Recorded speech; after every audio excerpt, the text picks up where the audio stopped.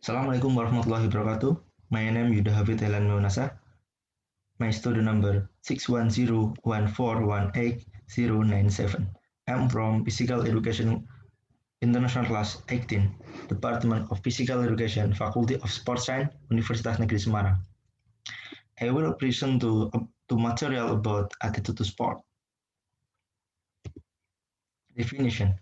Ronson et al. In 1994 has defined an attitude as an enduring evaluation, positive or negative, of people, object, and ideas.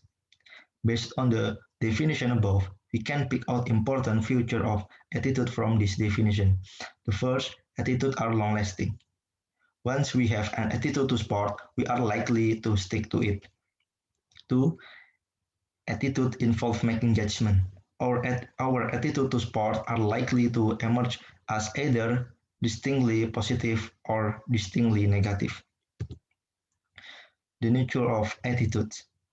The nature of attitude. Pennington in 19 and 1886 distinguished between the approach to understanding attitude.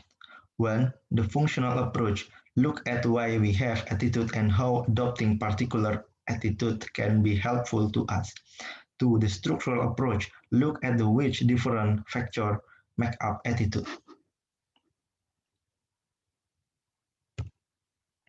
Functional approach. Based on Smith et al. In 1964, there are three main psychological purposes. 1. The adaptive function. The adaptive function of attitude involves the usefulness of certain attitude in helping us achieve our goals. For example, one way in which, as young people, we make it in with a desirable crowd is to share their interest in sport in general or in particular sport. This is not to say that people regularly and cynically change their attitude in order to gain favor. 2. The knowledge function. The knowledge function of attitude refers to the fact that having attitude makes the world a simpler and more predictable place. It also means we can save ourselves mental energy that would otherwise have to be spent analyzing every person and situation we come across. 3. The ego defensive function. The ego defensive function of attitude concerns the fact that we can adopt attitude to help protect ourselves from difficult or painful feeling. For example, one way children might defend themselves against the feeling of humiliation they have experienced in PA lesson to adopt a strongly negative attitude to all sport.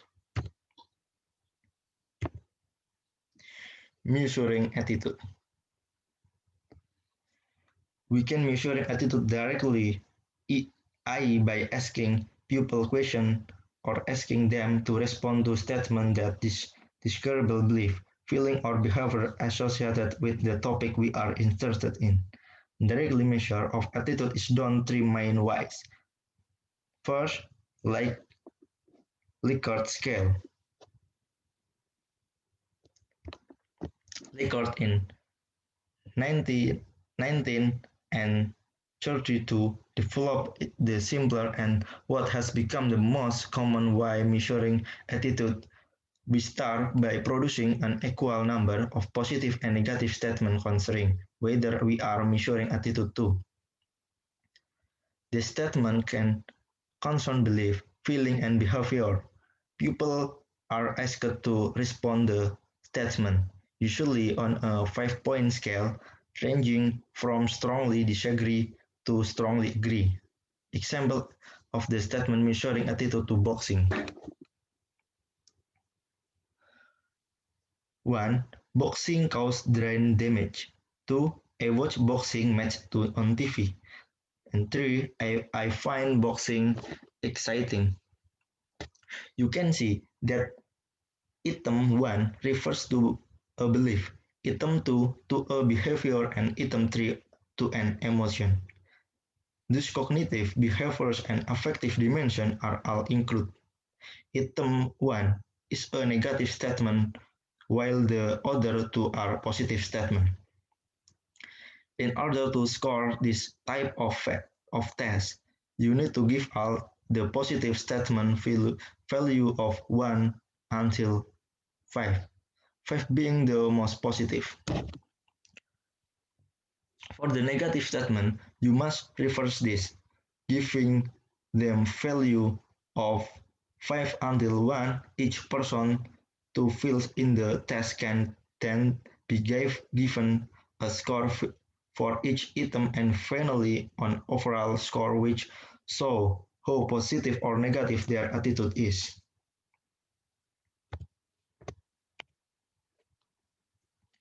2. Semantic differential scale. Osgood et al. In 1957 developed an alternative product offer for direct measurement of attitude. To prepare a semantic differential scale, you must first think of a number of words with opposite meaning are applicable to describe the subject of the test. There are 7 points between each pair of words. The respondent tasked to select a point in between to extreme the best describe how they feel. Kenyon in 1968 developed a semantic differential scale called the Attitude Towards Physical Active, or ATPE, to measure how positively people feel about sport and exercise. The ATPE uses 8 parts of word opposite in meaning, referring to various types of physical activity and various functions of physical activity. 3. Thurston Scale. Thurston in 1929 developed a complex system of attitude measurement. Thurston Scale resembles Likert Scale in that they approach a series of statements to which the respondent could choose a response based on how closely they agree with a statement.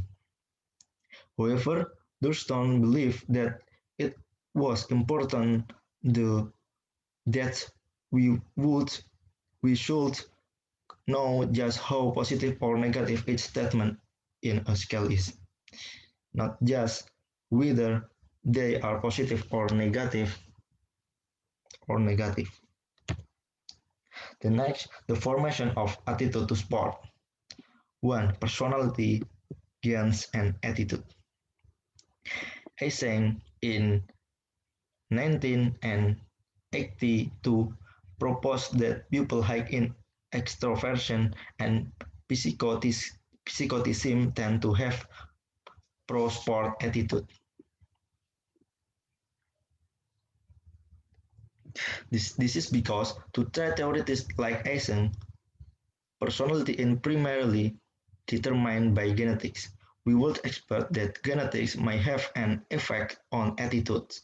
This is not to say that there is a gen for liking sport, but if some aspects of personality are inherited, it might be that we can inherit a predisposition or a likelihood for developing certain kind of attitude.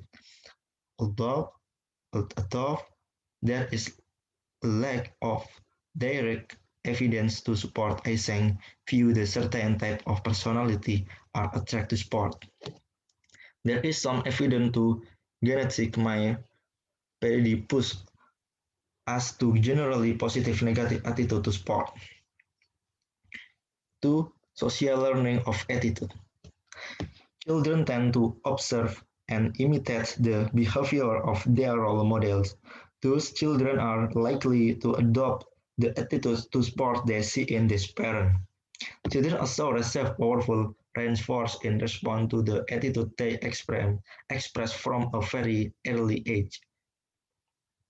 Social learning can help explain both attitude to participation and spectating.